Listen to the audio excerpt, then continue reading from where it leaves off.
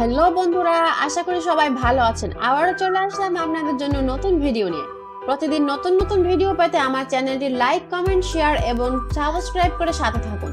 বন্ধুরা, চলে যাচ্ছি গসিপে। আজকে আমরা গসিপে যাচ্ছি বহুল পরিচিত তেলেগু অভিনেত্রী রশ্মিকা মান্দানাকে নিয়ে, যিনি আল্লু অর্জুনের সাথে পুষ্পা মুভিতে অভিনয় করে দর্শকদের মন কেড়ে নিয়েছেন। তিনি শীঘ্রই মজনু মুভি দিয়ে বলিউডে আত্মপ্রকাশ করবেন। অভিনেত্রীকে সম্প্রতি তেলেগু চলচ্চিত্র সীতারামে দেখা গেছে এবং রণবীর কাপুরের সাথে প্রচুর শুটিংও করছেন। তবে তিনি অভিযোগ করেছেন, তার কঠোর পরিশ্রম করা সত্ত্বেও তিনি ব্যক্তিগত জীবনে বেশি সমালোচনার মুখোমুখি হচ্ছেন। তার ব্যাপারে একটা গুজব রটেছে যে রশ্মিকা অভিনেতা বিজয় দেবরকোন্ডার সাথে ডেটিং করছেন, যার সাথে তিনি গীতা গোবিন্দম এবং প্রিয় কমরেড মুভিতে কাজ করেছেন। দুই অ্যাক্টরকে হায়দ্রাবাদে জিম ছেড়ে বা মুম্বাইতে ডিনারের জন্য দেখা যায়। তার ডেটিং জীবন সম্পর্কে জিজ্ঞাসা করা হলে অভিনেত্রী হিন্দুস্তান টাইমসের সাথে একটি সাক্ষাৎকারে বলেছেন যে, আমরা অভিনেতা, তাই আমাদের উপর সবসময় মিডিয়ার লাইট জ্বলে থাকে আর যে কোনো বিষয়ে গুজব রটাতে থাকে।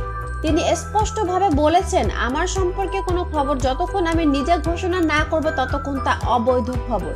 তিনি আরো বলেছেন যে, যখন তাকে কাজের কথা বলা হয় তখন তিনি নিশ্চিতভাবে বলতে পারেন কবে তার মুভি মুক্তি পেতে যাচ্ছে, কোন মুভিতে কাজ করছেন, কিন্তু তার ব্যক্তিগত জীবন মুভির মতো নয়, তাই সে তার ব্যক্তিগত জীবন সম্পর্কে বলতে চায় না। আজকের ভিডিও এই পর্যন্তই। খুব শীঘ্রই চলে আসবো নেক্সট ভিডিও নিয়ে, সাথে থাকবেন সবাই।